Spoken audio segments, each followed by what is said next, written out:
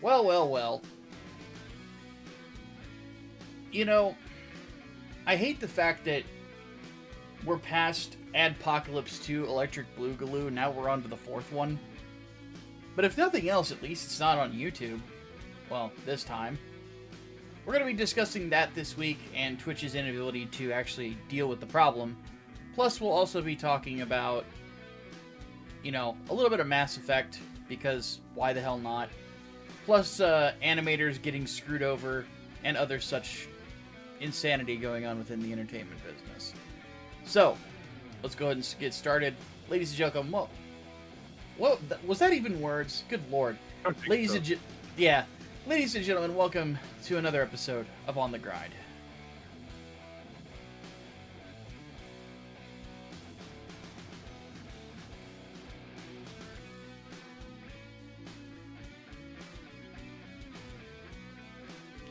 Man, I was already stumbling over my words pretty quickly there. Jesus.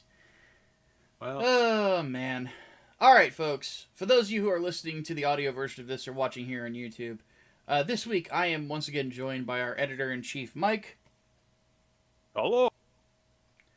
And also our social media manager, Serena. Hello. So, for our weekly review, this week I have the honors of going over it. And I ended up playing through most of the Mass Effect trilogy via the Mass Effect Legendary Edition.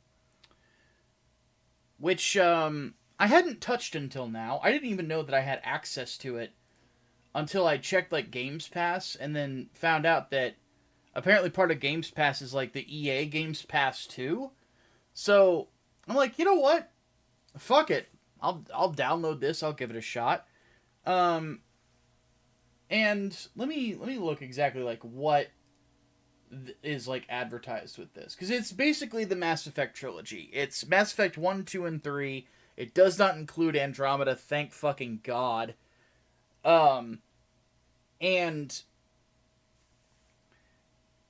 it basically what it says here on the box blurbs is that all three games are remastered with visual enhancements, technical improvements, and gameplay adjustments.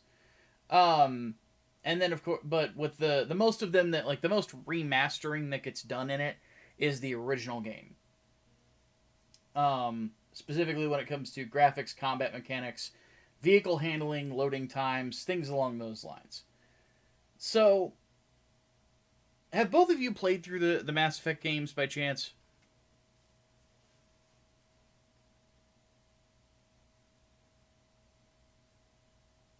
I get the silence is deafening there, so I guess not.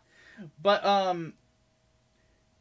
with Mass Effect, for those who don't know, it's a science fiction series that is effectively about humanity and its first, interactions with the rest of the universe, different alien races, and the first game starts out with a human colony being attacked by robotic creatures called Geth, and they are led by what is known as a Spectre, which is basically an intergalactic spy that has no restrictions on the shit he can do, named Saren, who is part of a race called the Turians, who are kind of, in some ways, humanity's chief rival in space because they were our first intergalactic war. So, effectively what you spend most of your time doing is kind of balancing between solving the Geth problem and other such problems that humanity has out in space. Since you're a military officer named Commander Shepard, you're balancing that plus intergalactic politics because the other races that are out there, so you got the Turians, which are these avian, inspired species of, it's kind of a, not really a warrior race, they're very militaristic people. And then you have the Solarians, which are short-lived amphibian type creatures that are incredibly intelligent, but very short-lived. Their lives are what we consider to be the end of a life in as a human is like 70s, 80s, 90s in age. That for them it's their 40s and 50s, so they live very short lives. And then the Asari, who are the exact opposite, they are an all-female species that live for, like, the average lifespan for an Asari is like 1,000 years. So very long-lived. And they're a very unique species, we'll just put it that way. But Mass Effect is an interesting beast because the first game is considered a classic, but it's kind of rough around the edges. The second Mass Effect game, pretty universally loved. The third game, probably one of the most controversial video games in existence, just because of the ending and how bad it was. So the Legendary Edition definitely, I will say this about it. It looks really good. Like, the remastering that they did of the original game it looks fantastic. And I don't really have any complaints about the visuals in it, like, whatsoever. Everything just looks better than it did. You know, the textures, the resolution has been bumped up on them, so every planet you go to looks really good. The character models still look great. The one thing that I would say is that the human faces are really showing their age in this. But then again, the game came out, like, what? It's about 17 years ago, I think it was. So, Okay. yeah, because it came out in 2007. So, like, the human faces, even up-resing the textures, they still, like, they're showing their age, except for, like, a few examples. Like, Shepard still looks good. Default male Shepard, anyway. But, like, a lot of the other characters just don't really look that great. Like, in the first game, Counselor Udina, the prick, he has a very tan face, but there's this big, like, white splotch where his receding hairline is. And it's hilarious looking. It's like he got a spray tan and they just missed a spot on his head. Uh-oh. I mean... Yeah. But fuck Udina, he's terrible. Terrible human being. But regardless, like, it looks good. You know, and there's... It was already a game that had a really strong art style to it. Probably had some of the coolest designed aliens that we had seen in a science fiction game in a long, long time. Like, it's obvious that, like, with Mass Effect, BioWare really took their time with the original game of making sure that it looked really good and had great design to it and had it didn't look like any other science fiction universe at the time. It didn't feel like it either. It didn't feel like Star Wars, didn't feel like Star Trek. It took inspiration from these things, but it didn't feel like them at all. So, and on top of that, I should also say it was a very well thought out series too. Like, when the first game came out, I shit you not, I spent, I want to say, like, 2 hours just listening to all the audio files inside of the codex to learn about the universe, because I just wanted to know how the whole thing ticked. It's, like, it's been a long time that I've actually wanted to dive into the lore of a universe like that.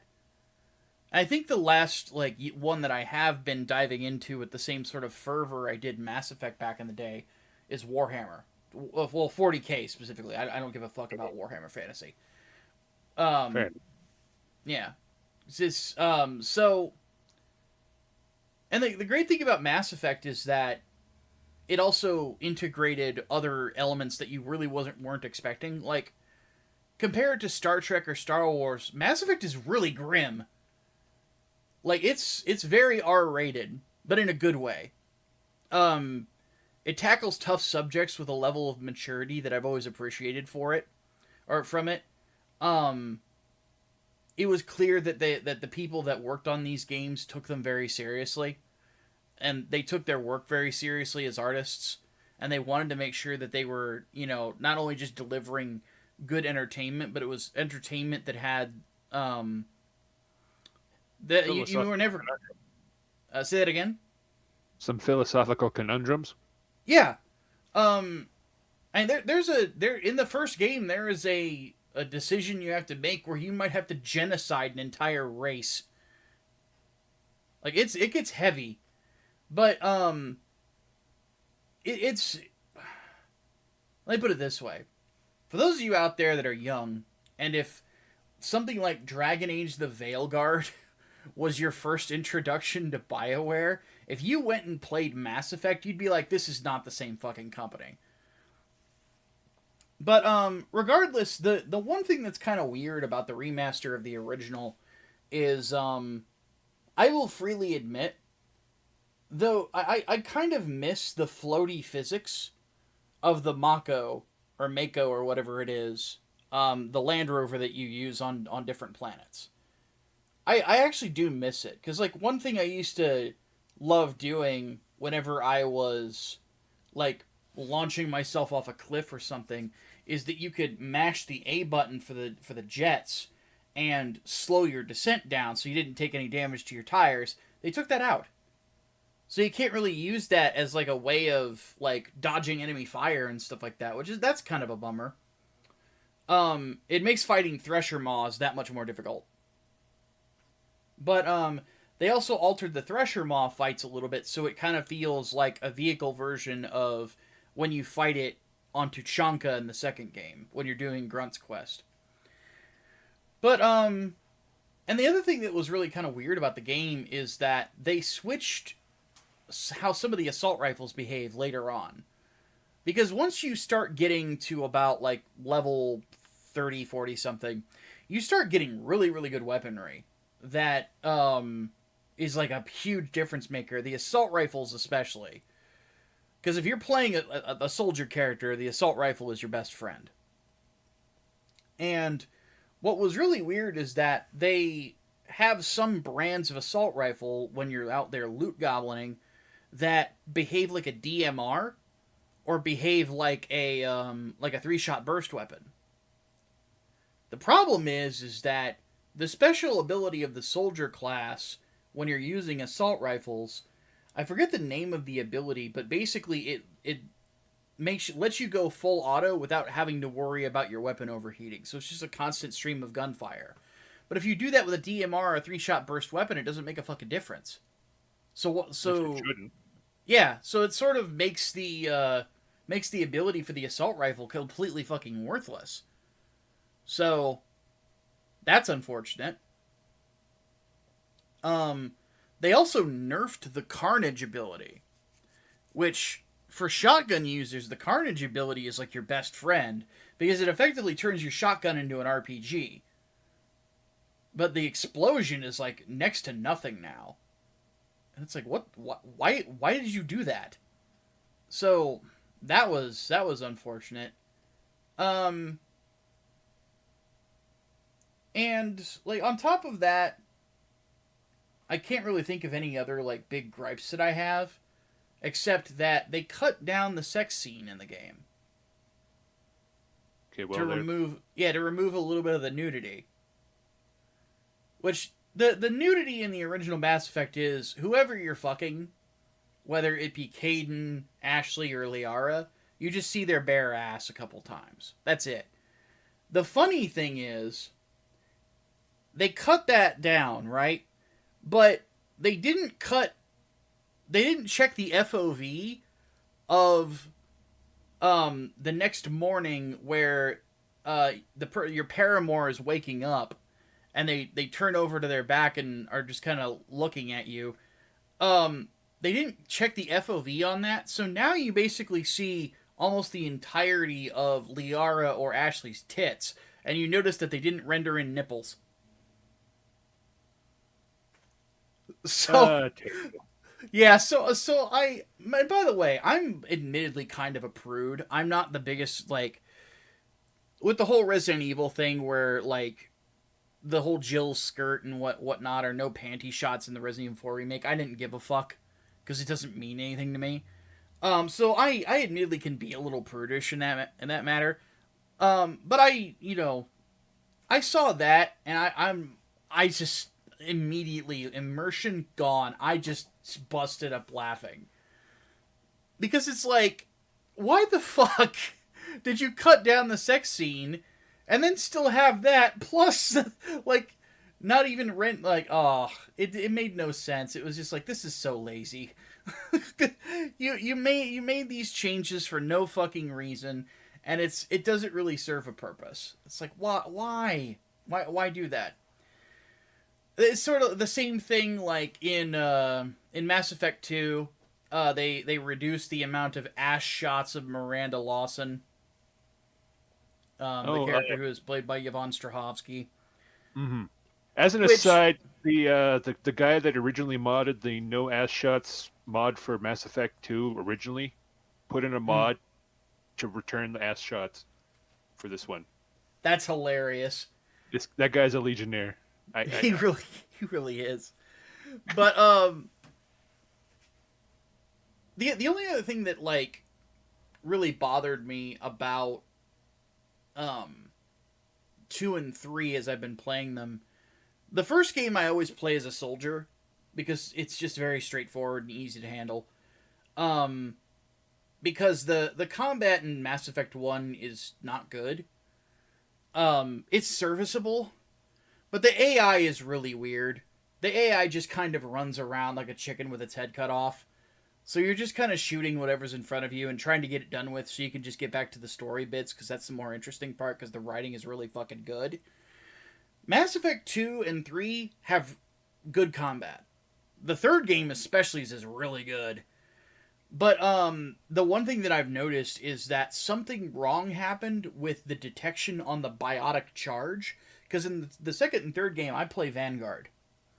And the biotic charge is like your big maneuver. And for some reason, I will have these fights that I'm in where there is a direct line from myself to my target, right, for the charge, and I will hit the Y button for it and nothing happens. And I'm just sitting there mashing it while I'm taking enemy fire, and it's like, what the fuck is going on? So I don't know what they did. It's like, I remember Mandalore Gaming explained video game development great, is like, whenever you change something or alter something in a game's code, it's sort of like cleaning the floor in your kitchen and then the microwave catches on fire somehow. Like, so something got altered and changed with the remasters, and with the third game, like the second and third game, for some reason, the Vanguard seems like it's not as reliable as it used to be, because it's, especially in the third game, the Vanguard, you're like a walking nuke. So it's not as dependable as I remember it being. Not to mention, and this is the really unfortunate thing, with the Legendary Edition, they took out the Horde mode in Mass Effect 3. And I was kind of surprised by that, because I didn't like the fact that playing the multiplayer in Mass Effect 3 could affect like the readiness of your troops in the single player. I thought that was a nonsensical decision. But even with that said, that Horde mode was really fucking good. That was actually what made me fall in love with the Vanguard class in that game, because like once you've leveled up to a certain point, you are just a perpetual explosion machine. And it had a lot of really cool stuff in it, and just for some reason they cut it down. So, to be honest, with anybody who might want to get the Legendary Edition, I would check to make sure, like, see what the prices are on everything, because I already own the original trilogy.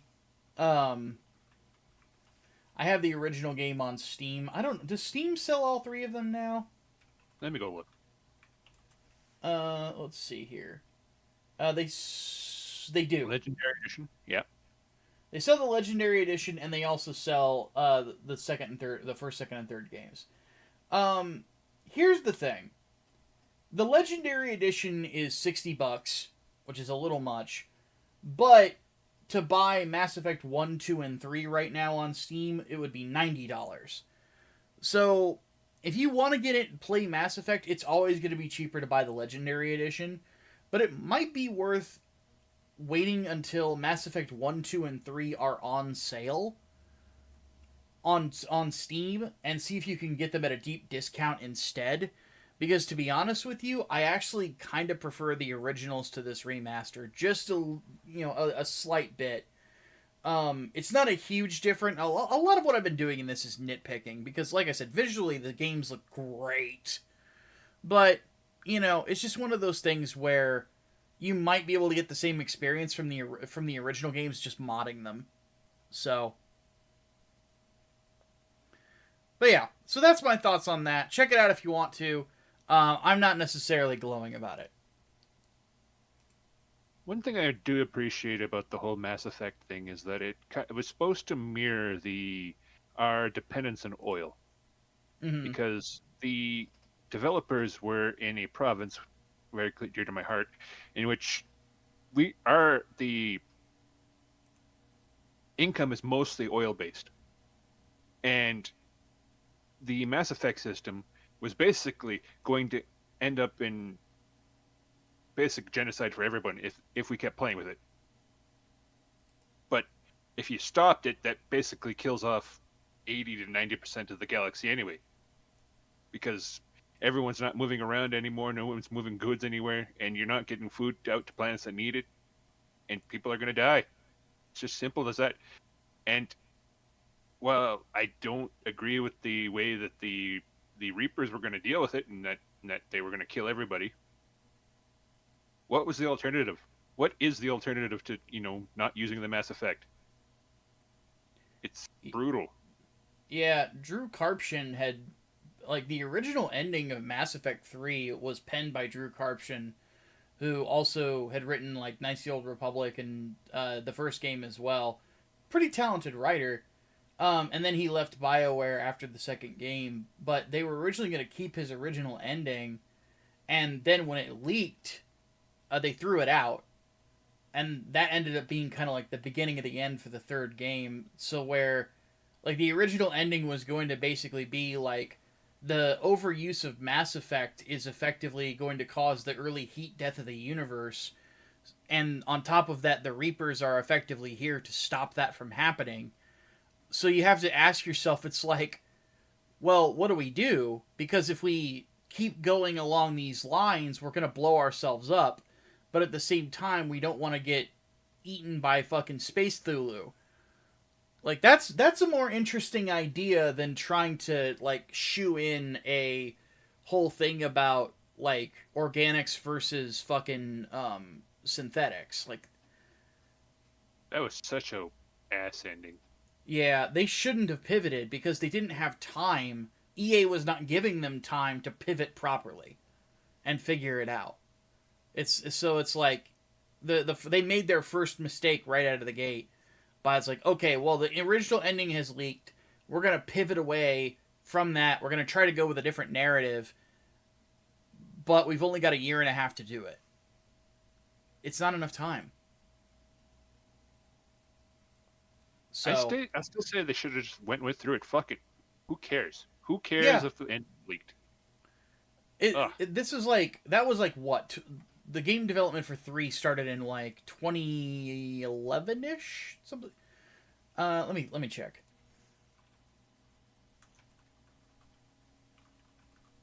Who's it, dirty? Yeah, it started late 2010.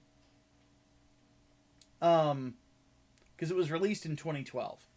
So late 2010, you're who the fuck was on the internet that much looking for game spoilers? The internet and message boards and shit were still really niche. It's not like this nowadays where it's nowadays if something leaked, everybody's gonna know about it. But back then, it was not something. It'd be considered insider information.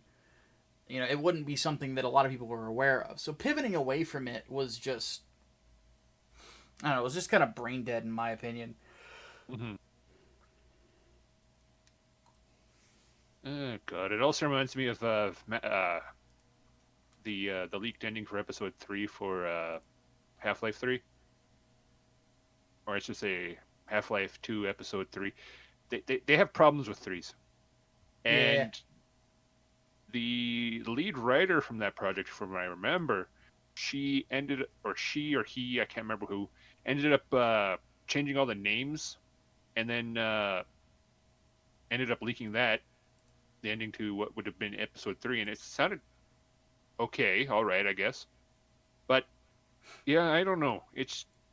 I can get wanting to surprise people, but sometimes there's this weird effect I noticed that I read about, where if you get the ending spoiled for you on something, you end up enjoying it more, because you're not sitting there like fussing like, oh, how this is going to end. Oh no, he's my favorite character is going to die. No, you kind of want to see how it gets there, and you kind of just sit there and enjoy the ride more. And I've noticed that I do that occasionally to myself, where I will just sit there. I'm like, okay, this movie's a little too intense for me. How does it end?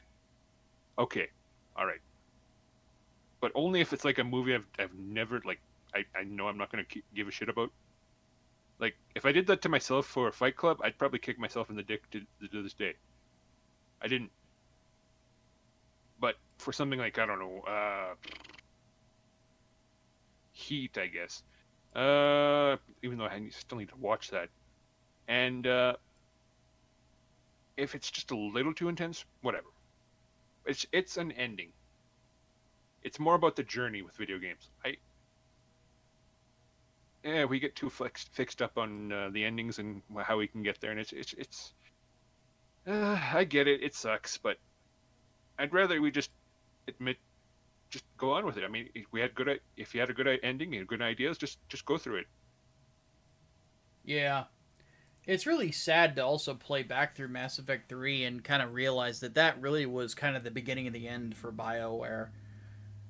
Because, like, with the third game, with the bad ending, it was so funny because, like, everybody is what we would effectively call gunt guarding now, was gunt guarding for fucking BioWare on this. And then BioWare, like, Ray Mizuka and Greg Zeschik, the founders of the fucking company, who at this point, like, were so huge and such rock stars in the video game industry that they weren't just the heads of BioWare, they were on the board at EA as well.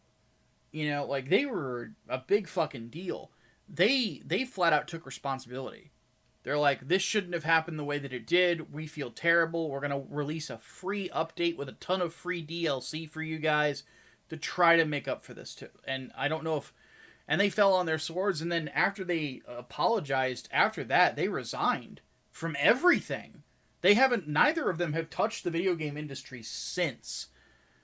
And the only good game that BioWare has released since Mass Effect 3 was Dragon Age Inquisition. And even with Inquisition, it was like, whenever you play back through Inquisition, you can kind of see the beginnings of the downfall of BioWare, because all of the new characters, except for a couple of them, were shit. And, you know, like, some of them were just, like, overly preachy for some fucking reason. Some of them were predominantly forgettable. Yeah. Like, aside, like, the only ones that I have found memorable, I've mentioned this before, is just Dorian is memorable. Largely because he's one of the few examples that I'll mention of a gay character that was written with a level of maturity. And, at least in the world of video games, the only other one I can think of would be Arcade Gannon from Fallout New Vegas. And then, Solus, because he's tied into the lore of the whole universe. Everybody else, like, I can't remember their fucking names. Cassandra and Iron are memorable. Blackwater was just forgettable. I forgot he was in my party. Who's Cassandra? She was the, I think, Paladin character. Oh, that Cassandra! She's not new, though. She was in 2. I didn't play 2. I was introduced to her by Inquisition. I just found her a bit adorable. She was the framing device character in the second game, because the second game is a narrative within a narrative. where Varric is being interrogated by Cassandra about the hero of Kirkwall. So yeah, she's not new. But I thought you might have been talking about like the black lady, which I forget her name. I just called her Baldy. Jesus Christ! Jesus Christ! This Micah. Iron Bull was kind of memorable. She bald. You mean that Vivian? You're talking about Vivian. I think maybe. Yeah, Vivian. She was she's just Baldy. She was the maid. She's basically Emma Frost. Why am she so bald? Her entire character is, I am a bitch and I want power. I want to move up the ranks. But why is she so bald? I have no idea. They never explained that. But yeah, it's just one of those things. It's like, it's unfortunate. And then just after this was Andromeda, which in the video that I'm doing about Mass Effect, I literally take time to roast the fuck out of Manveer Hair.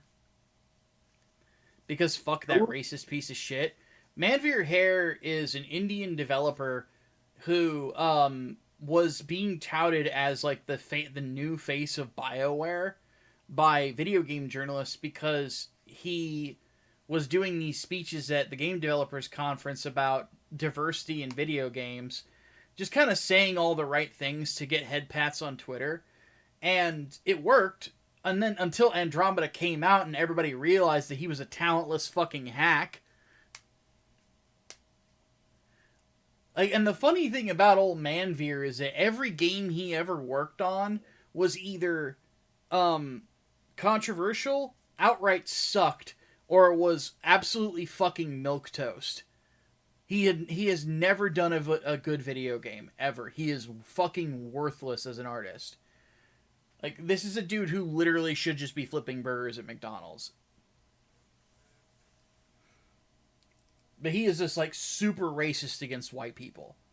Like, white people are the cause of all problems. He's that kind of guy. So, I'm kind of surprised that he hasn't tried to run for office somewhere. Right? Speaking of racism. Racism. Do it this time. So Twitch is in trouble. Twitch is facing an adpocalypse. Yeah. Where many of their top guys, not all of them, but many of them have been reporting that they are seeing an 80% decrease in ad revenue because companies are pulling out left and right from Twitch. Now here's the thing to keep in mind. Twitch is not profitable. At all. They haven't been profitable. And as time has gone on, they have done nothing but lose money for Amazon or just break even. Their one big point in time was the pandemic. Because nobody had anything better to do. And obviously that's been over for a while.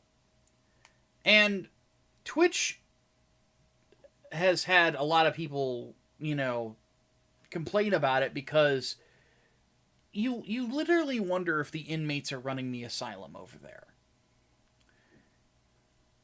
Seemed like there's an entire category for hot tub streamers where it's basically girls that are going on, dressing scantily clad, and shilling their OnlyFans, which, by the way, that's porn. So and by the way, there's no age gate on these streams. You have a plethora of VTubers as well that might as well just be e-thoughts at this point. Though they get enforced more than the IRL ones. But those aren't why we're getting an adpocalypse, oddly enough. But just to give you an idea of how poorly moderated Twitch is, I remember going onto Twitch's front page at one point, and one of the recommended streams was Project Melody. And what I see is Project Melody's ass. She is just wearing a thong in a virtual hot tub or something. And I'm like, what the fuck is going on here? like what the hell? I guess it's art to somebody, I suppose. It's but hentai. It's art. Yeah. Oh Lord. But this is not why there's an adpocalypse. The reason that we're getting an adpocalypse is because of Chink's nephew. Yeah, Hasan Piker.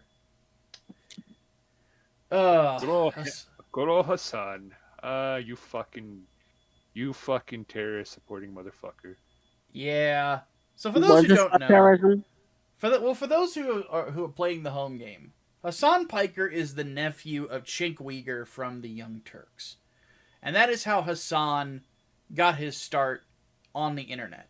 Is his uncle put him on the Young Turks as supporter, like the new young face of the Young Turks, because that's the only things about Hasan that are really like notable, is that he's a young metrosexual male, and he was effectively like what I guess you would call the progressive, where his art, like, very, very left-leaning, but his arguments only kind of can be summed up with bro. Bro. Really? Come on, bro. That's his argument. Bro. And the funny thing is, and Mike can testify to this as well, because like he's been on the internet as long as I have, is that there is nobody that has failed upward on the internet like Hasan Piker.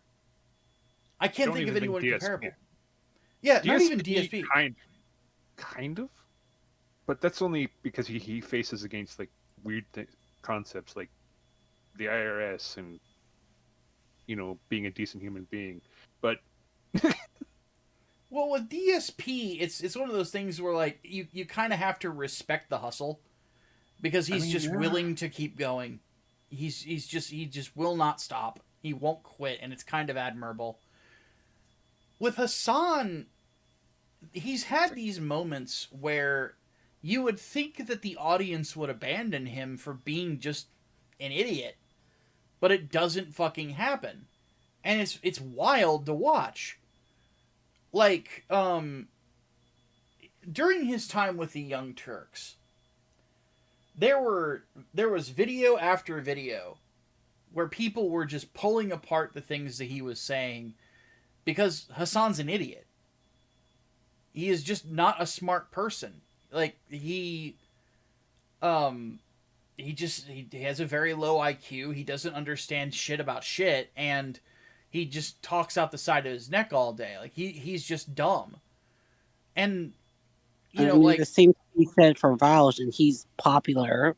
Well, Vouch I don't understand either, but with Hasan, like, it's amazing, because he would go to Politicon like every year, and whoever he debated, he got trounced by.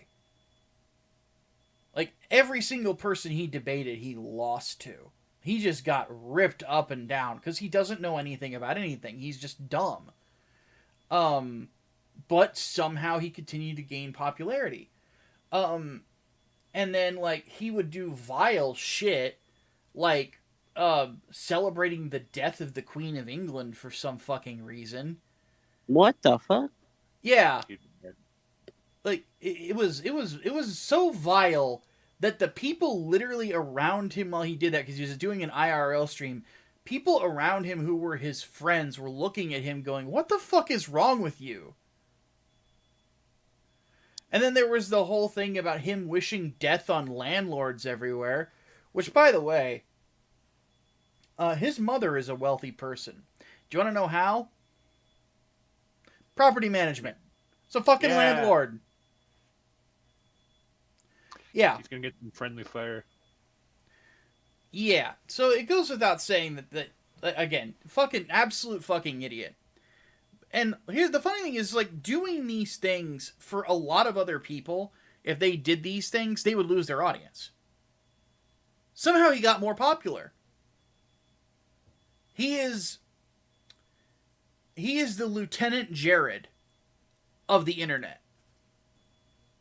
Michael know what I mean because he's watched Zeta Gundam.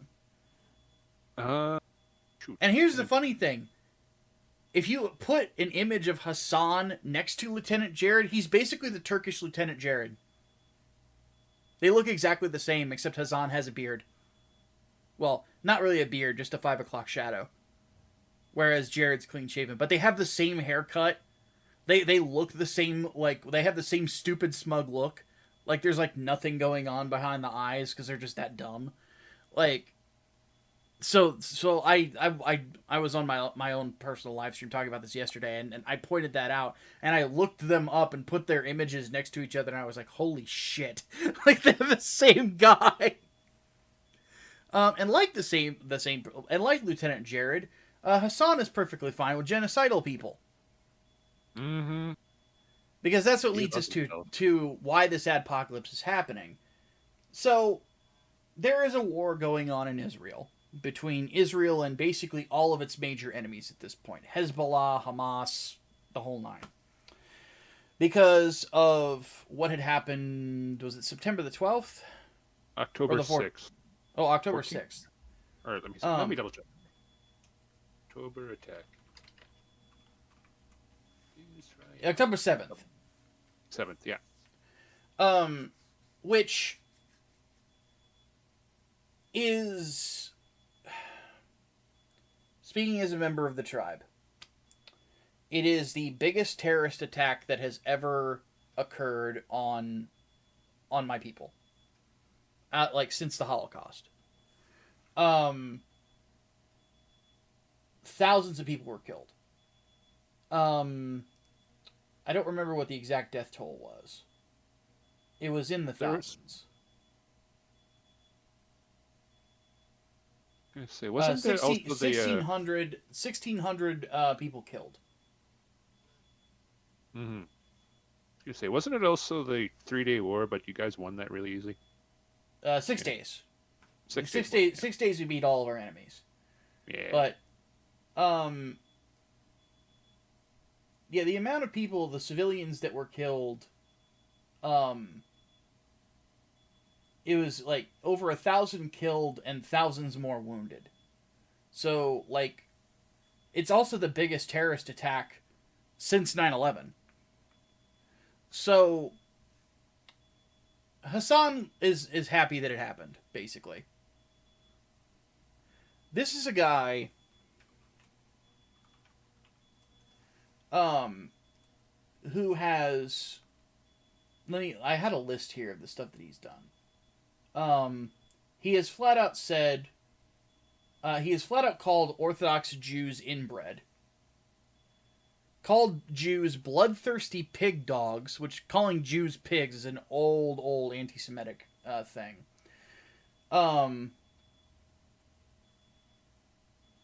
He doesn't care, like, he's quoted as saying about the rapes that happened on October 7th. And I quote, "It doesn't matter if rape happened on October 7th, it doesn't change the dynamic for me." Uh-huh. Yeah.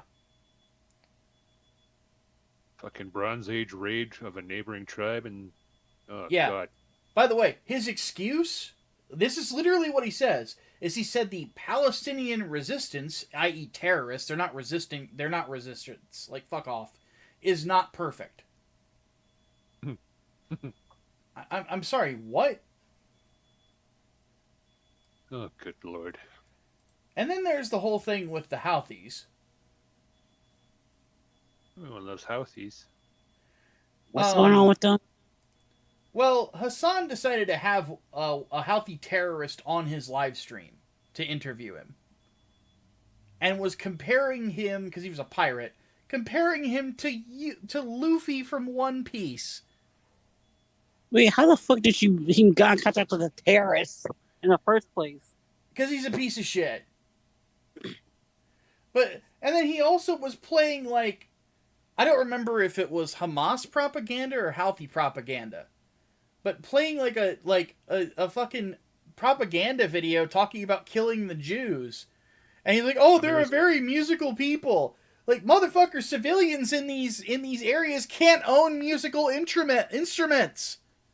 Fucking, they're musical people because you're not allowed to have a free expression in these areas. Their governments are tyrannical.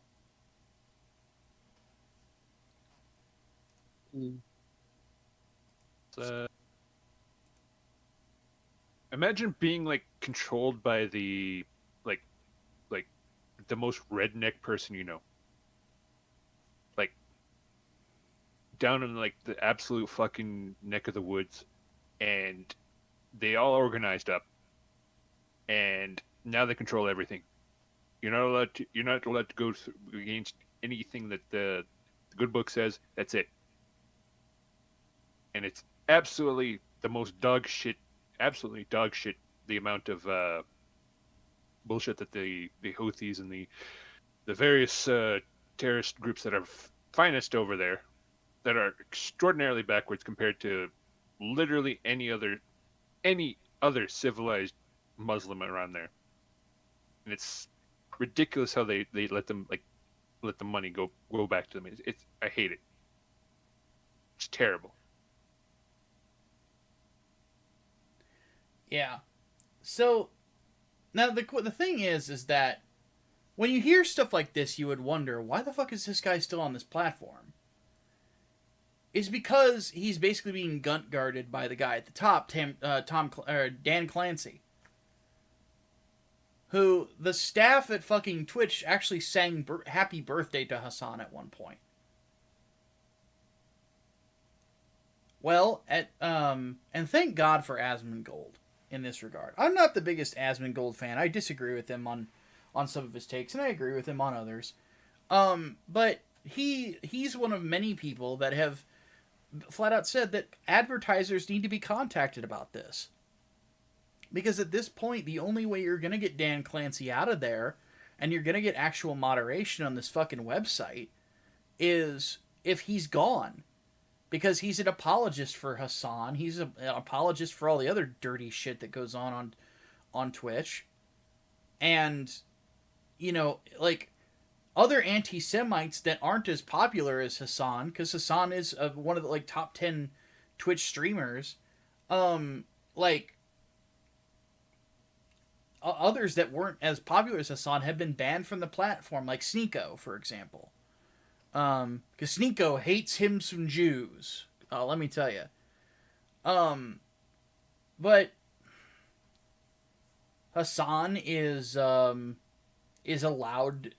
allowed the platform when other people who have done less have been penalized for it.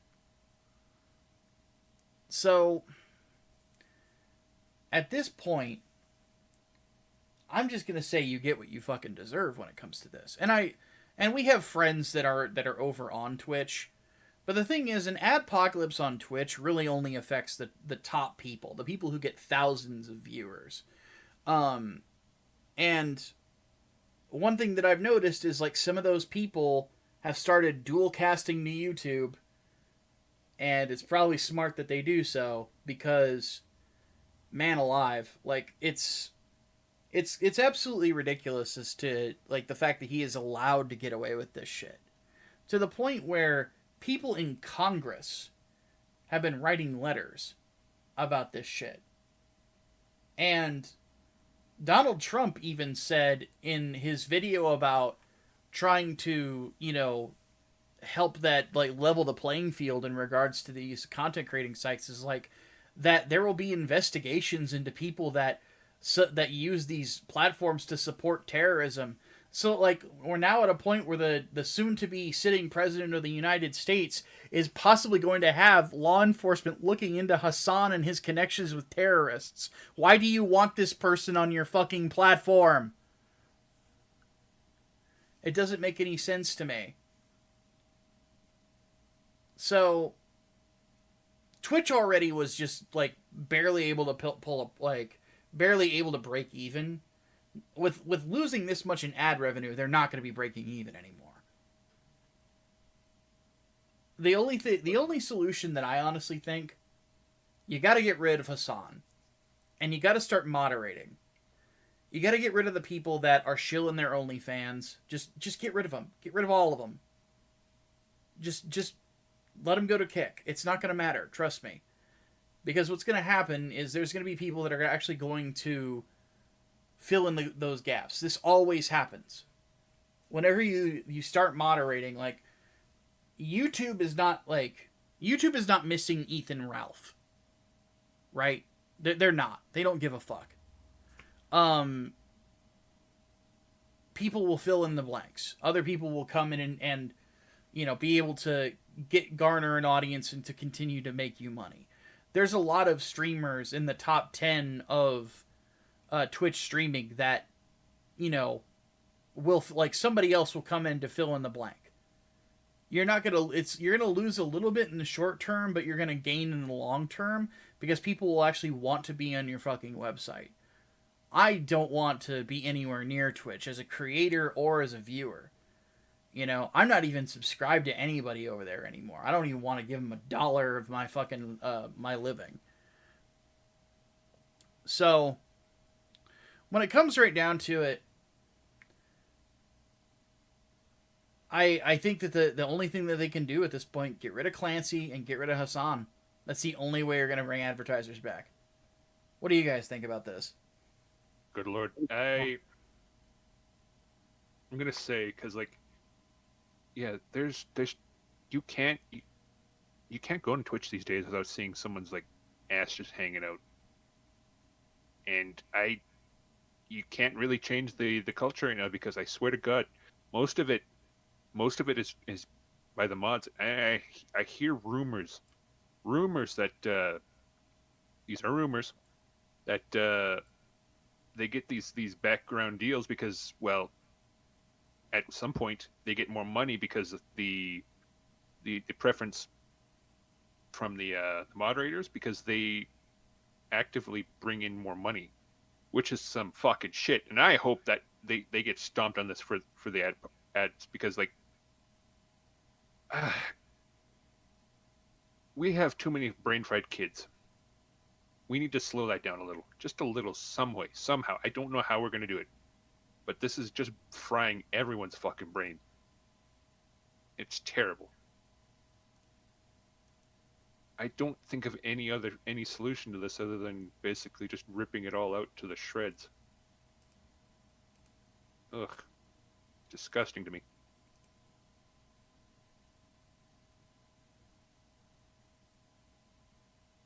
Serena, what do you think?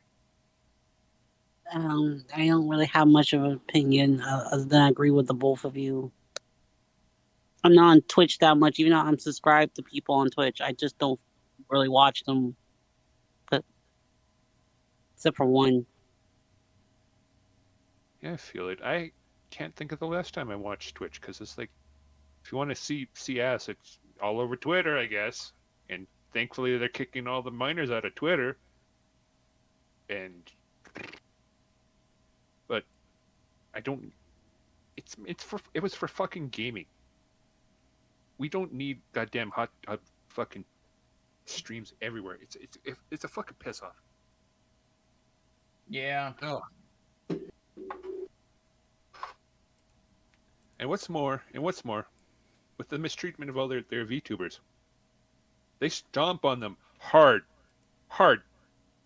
for basically just being images.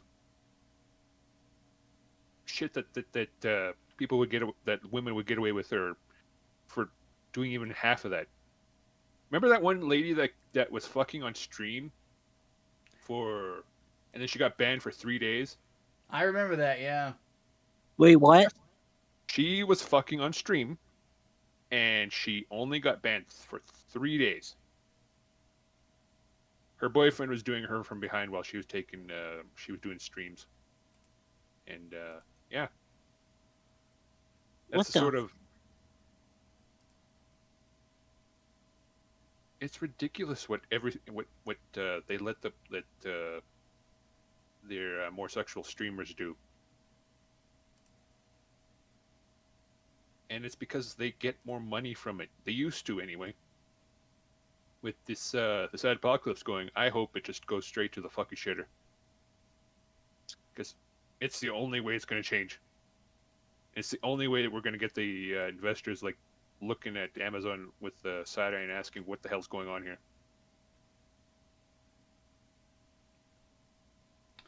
Yeah, pretty much. Because at the end of the day, like, an adpocalypse is the only thing that's going to get people talking. And getting other major people at Twitch to start yelling at the higher up to get things changed. And they're all going to be saying the same thing in the very near future. Ban Hasan. They do that, they'll start seeing improvement immediately. Get rid of the fucking guy. Oh, and by the way, Hasan, in case anybody ever clips this and shows to him, fight Sam Hyde, you fucking pussy. Who? I'm going to kill you! You mean in the ring? No, in real life! That was glorious. Okay, so to explain that to Serena, the comedian Sam Hyde, he did a celebrity boxing thing. After he beat his opponent, he called out Hasan Piker. But he did it as like an Irish character. It was acting like he was gonna like skin him and shit. It was fucking hilarious. And Hasan got legitimately scared to the point where, like, if you bring up Sam Hyde to him, he will. He like tried to flex on this little dude who asked him about if he was interested in celebrity boxing. He acted like he was gonna kick his ass. Because of course. Yeah. Hatman actually said to me at one point that I ought to get back in shape and confront Piker face to face because I'm just as big as he is.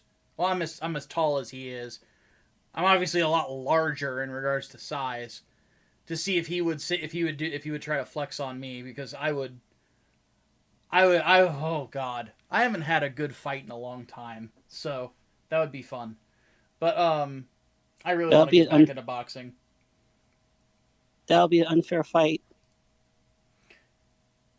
Man, be Sam Hyde and have that one chance to do the one joke that you've wanted to do for your entire career, threaten someone's life, and get away with it. Oh man. All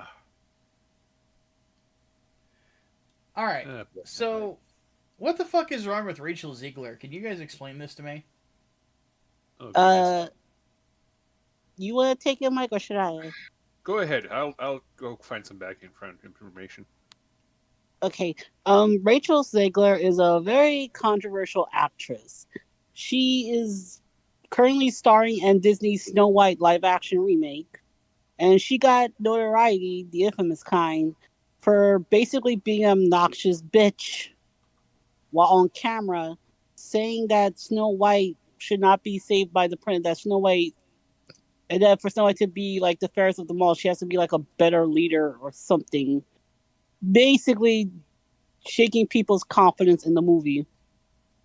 Disney got a hold of this. This is the first incident that we know of. Disney got a hold of it. Basically had to have her do a interview with Haley Bailey, the actress who played Ariel in the live action Little Mermaid movie, which is bad. They kind of have to make her look like less like a obnoxious Beck and more like a demure young actress. Recently, Zegler came out on Instagram on Tuesday. What was election day? Tuesday or Wednesday? Tuesday, wasn't it? Yeah. Okay. Let's see. I found the original Instagram post. I believe she said here. Yeah, she's. I find myself. Okay, I found it. I find myself speechless in the midst of this. Another 4 years of hatred leading us towards a world I do not want to live in. Leading us towards a world that will be hard to raise my daughter in. Leading us toward a world that will force her to have a baby she doesn't want. Leading us toward a world that is fearful. I shouldn't be this shocked, but I am. I am heartbroken for my friends who awoke fear this morning. And I am here with you to cry, to yell, to hug, to wax poetic on how the left continues to fail us in forging a new path forward. This law should not have been, and it certainly should not have been by so many votes. I echo Ethel Kane's statement more than anything. May Trump supporters and Trump voters and Trump himself never know peace. Yeah, she's And then she basically did threatening people who support Trump. So Disney got. We got a bunch more. So there's also a deep, deep sickness in this country that is shown in the sheer amount of people who showed up for this man who threatens our democracy. It is terrifying the number of people who stand behind what this man preaches. It is a foolish subscription to the false sense of security, of masculinity, of intelligence, of patriotism, and of humanity. There's no help, no counsel in any of them. I could go on, I won't. I feel sad. You probably do too. Fuck this. Get off Elon's app, by the way. The fuck are you doing? They're eating you up on Twitter. I don't use that app for a reason. He helped get that man elected, and you're giving him business. I was talking about finding catharsis in art. I don't care if you're going to pick a fight with me. It's been done before. Find something real to be mad at today. There's plenty to go around. And then finally, okay, that's all. Going on stage for Act 2 now and need to get off my soapbox before I get too heated. Sending a love to everyone who needs it today. May we all carry each other's through the worst and hold these politicians accountable. Your damn govs just got very important. They already were, but hey, follow your governors. Hold them accountable. Local government is where we make real change. This is not the end, ever. I love throughout these 4 years as best as can. Fuck Donald Trump. Is that it? Mm-hmm. Yeah, so Disney got a hold of it and basically likely threatened her career to kind of backtrack on social media because she, like, I think a day or so before, I mean, not before, after, she basically wrote an apology note. Do you have the apology note up? Or let me find it. The apology note. Yeah, she basically wrote an apology note on Instagram. Hey everyone, I would like to sincerely apologize for the election post I shared on Instagram last week.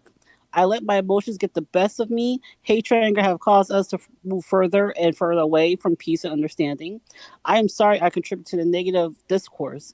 This week has been emotional for so many of us, but I firmly believe that everyone has the right to their opinion, even when it differs from my own. I committed to contributing positive towards a better tomorrow. Tell me that Disney did not tell her to write this shit.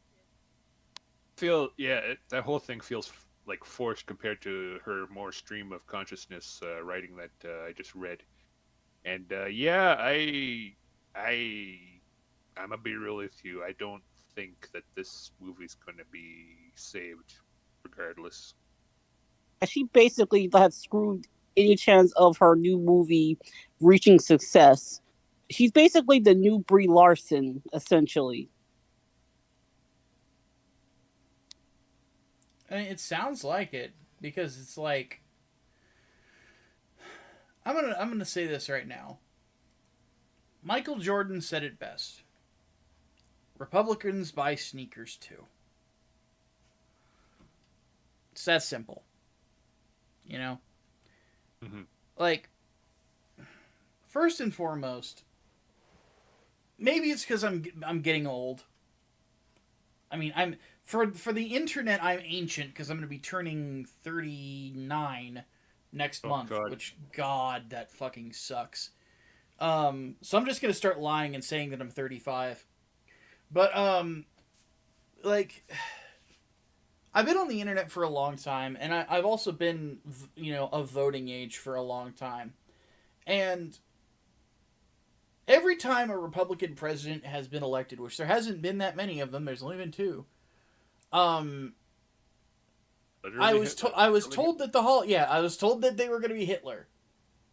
There have been no concentration camps or anything even close to comparable to the things that went on during the course of World War II. Nothing whatsoever. Nor did the United States become a communist state under the Democrats, though obviously government got bigger. Certainly trying. Yeah. But I think the worst that I've probably seen it was the Biden presidency, but that's neither here nor there. When it comes right down to it, politics make people lose their fucking minds. Especially because, as of late, the media has been more... They just keep turning up the temperature, basically. Threats to democracy, literally Hitler, white supremacist government, like, all stuff that's just not true. And they refuse to calm down. And then people buy into it, and then we get shit like this. And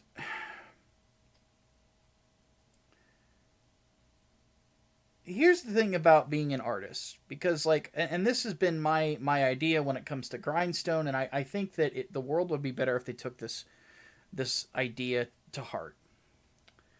We make pizza, basically. We make hot dogs. We make things to be consumed. We are not special. We are not that important. Honestly, we are not the ones who shape history. It is just not what we do. Rachel Zegler is no different. She's more popular. Obviously, she makes more money than this entire company does, but she really isn't that different.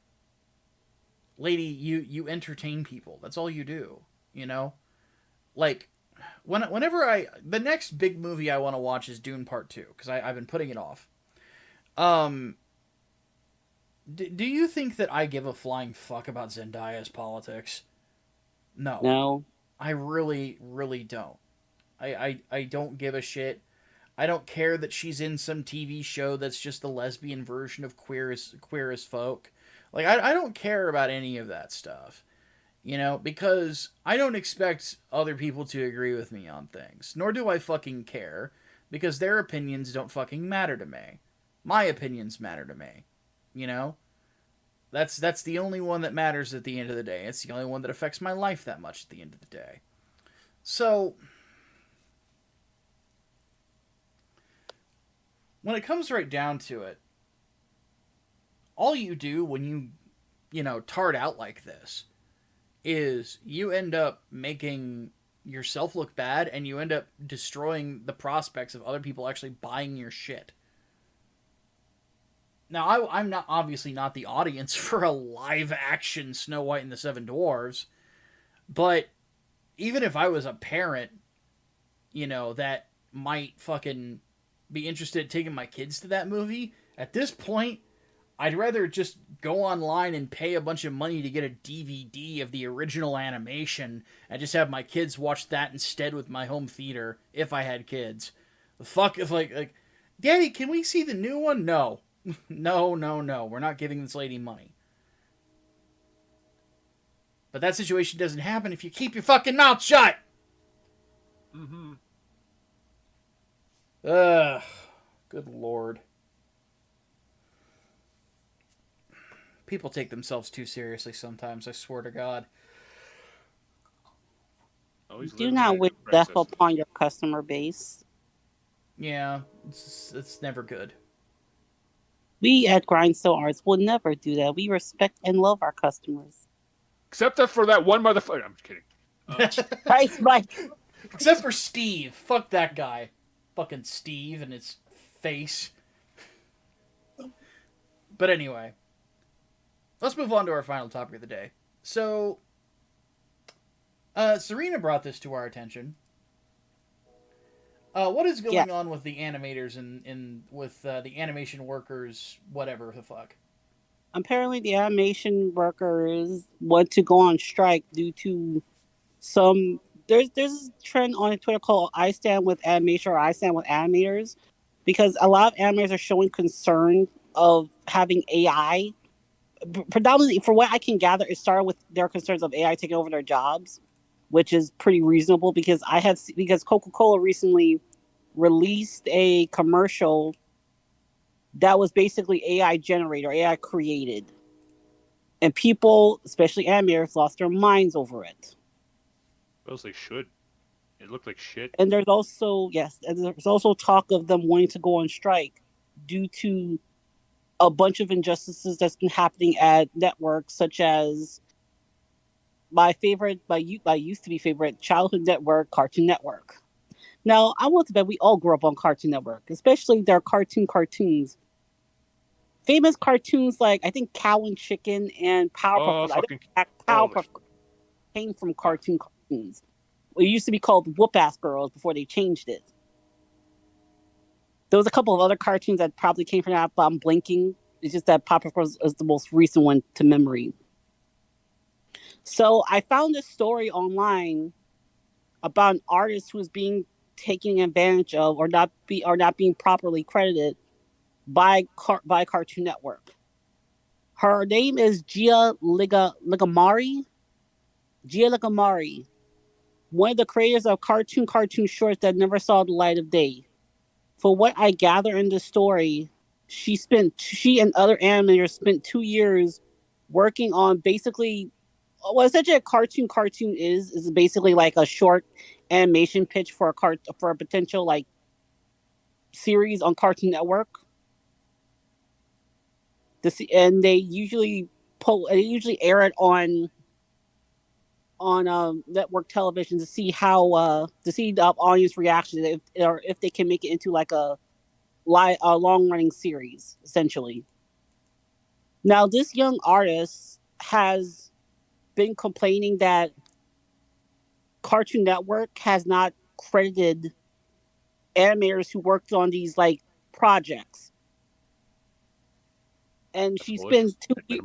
she spent 2 years. She and Amber spent 2 years of work on it to not. I don't know if they've been compensated for this, but the way the post applies is that they're not being compensated and they're not being credited. And when they try to get in contact with CN's um with CN, they're being CN's essentially ghosting them. And they have their projects that haven't even aired. So 2 years of work to have your cartoon, your animated short not air, and you can't get in contact with no one about it. That's bullshit. Now, CN being a company, they can do whatever they want with the animation. They don't have to necessarily air it, but the fact that you're not giving due credit to the animators on your social media, you can say that um this piece, even if you don't like it, came from this person. Even if it doesn't do that well, just credit that person so they can like have something on their resume. Because you're That's a not good profile. crediting them properly, they can't prove to future employers that, by the way, I did this project for Cartoon Network, and potentially get more employment opportunities because of that.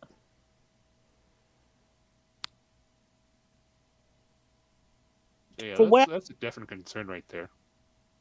yeah, for what I can understand, this has been going on for months now, and there's talk of strikes happening. Well, they should. I mean, good lord. Here's the thing, though. If if they go on strike, it's just going to advance the use of AI. Mm-hmm. It's like, oh, this robot won't rebel against you. Look at this thing. Look at here. We can actually keep making money. You don't have to worry about paying the That makes AI. not want to consume your product if it's being like created by AI. Mm-hmm. Oh goodness. It's hard to say what to do here. It's every kind of move that they could do kind of just makes it more rough. Ugh. So what Godspeed to can them they if they do in this situation? Because it's really not fair to the actual animators working on it. absolutely not. Heck. Their next best bet, I think, would probably being having like a contract lawyer look over the documents they signed because that's essentially it, unfortunately. Because if they've already put pen to paper and they sign their name under all the contract's terms, that's it. They're done. They don't really have a foot to stand on, unfortunately. If, however, they can get in front of a judge and be like, listen, this clause here, this clause here, and this clause here, they are. I don't know how to explain it. It's sort of like a breach of contract, I think, is what they would call it. Or what's the other term? Hatmans would know the shit a bit better, but they don't unless yeah they're gonna have to fight, and I don't know if I don't know if anything less than a lawsuit is going to be able to move this situation forward. Because a strike is just going to be like, hey, anyway, we're gonna do this shit over here. We're just gonna use all these AI machines to prove that we don't need. Yeah, but people don't like that. There's a negative reaction towards AI that could potentially cost the company millions if they resort to using AI and not actual animators. Well, that's the thing. They are just in a it's a rock and a hard place, because the problem that we've reached when it comes to the entirety of the arts is that a lot of these companies have largely been unable to how do I put this? They have no real. The whole system's fucked. That's the best thing I can say about it, because they've got such a deadlock on animation that there's no alternatives to go for to, unless you happen to try going indie and building an audience that way, which I would recommend. Yeah, it's they have a monopoly on these things.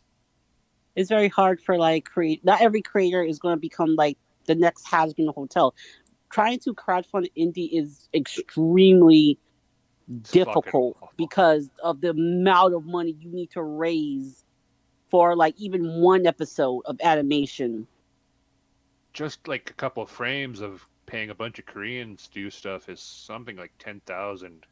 Yeah. For maybe 20 seconds. Because I've seen future animators with interesting projects. The issue is that I don't feel comfortable backing their animation, because I've seen this pattern before with cartoons or other animation projects just failing because they don't reach their goal. Yeah, that's the unfortunate thing that matters, that you can only sell what people want. And even if it's a passion project, unfortunately, that's it. It's for passion, really. It's not going to make anybody money, because it's basically, if you're making a passion project, essentially at that point the only market is you. That's it. And it's hard to convince very monetarily focused individuals that run corporations such as these to focus on anything but getting money, because, well, what else can you measure by? Every time they measure by anything else, say a network, or I should say internet memes and whatnot, the last time they did that, it cost Sony millions of dollars because of Morbius. Yeah. It's Morbin time. It's Morbin time. I'm beginning to morb. But and that trying to measure by that just costs them even more money. And interest is one thing, but money is the great motivator. It's a great measuring stick. It's the great everything, unfortunately, in our culture. And that's really unfortunate. It sucks. It sucks so much. But what can we do? It's not like we can take everyone and turn them into slaves, right? Oh, it's terrible. Terrible. We need to start the Imperium. I mean, with you as constantly wanting to perform the Exterminatus. Hey, some people just have it coming. If you keep out Exterminatus, then you will basically have nobody left. You say this is a problem. I'm the most antisocial possibly out of this group. People people kind of piss me off. Like you. About the hot But if you lead. kill everyone, what about the people? Yeah? Like, don't sell me on it. I'm already sold. You don't have to make it better. Right. I'm kidding, by the way, folks. We love all you guys. It's just one of those things where, yeah, it's sad to see because I would love for animation here in the West for good quality stories to get made, but the system is just so fucked up that it's gonna take somebody to break through, honestly, and create a really good competitor, and we're just not there yet, and it sucks.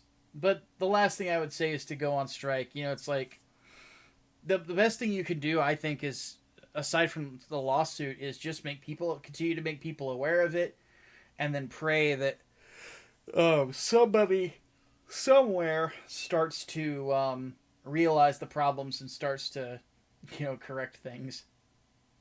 Correcting.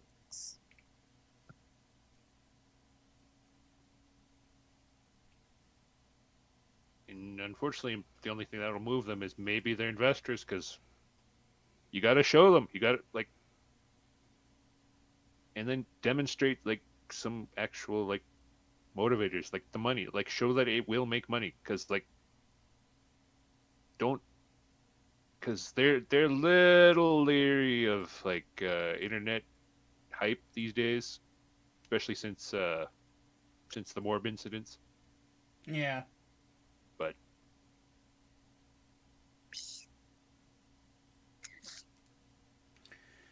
well, that brings us to the end of our show this week. Because I really think that's really all that needs to be said about that.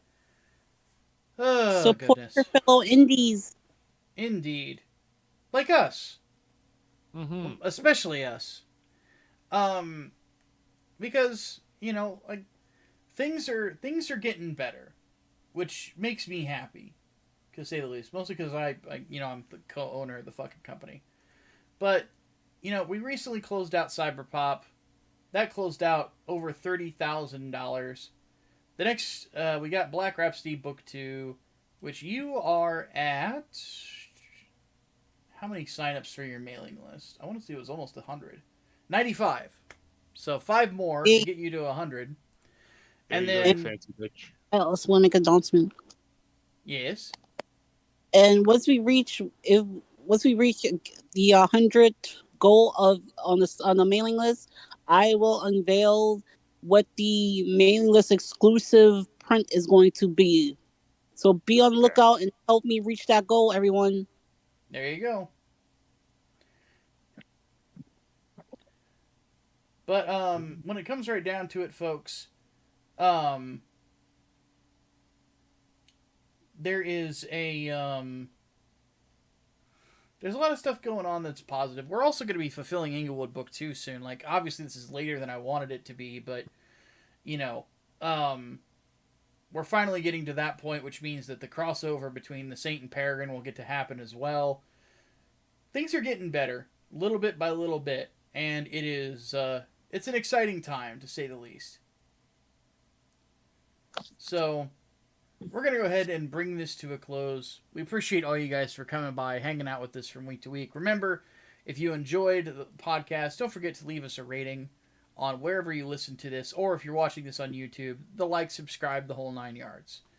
So, for Mike and Serena, my name is Micah Curtis, the head of Grindstone Arts. Have yourselves a great rest of your week.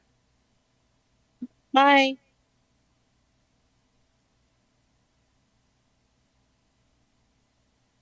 Frick? Frick.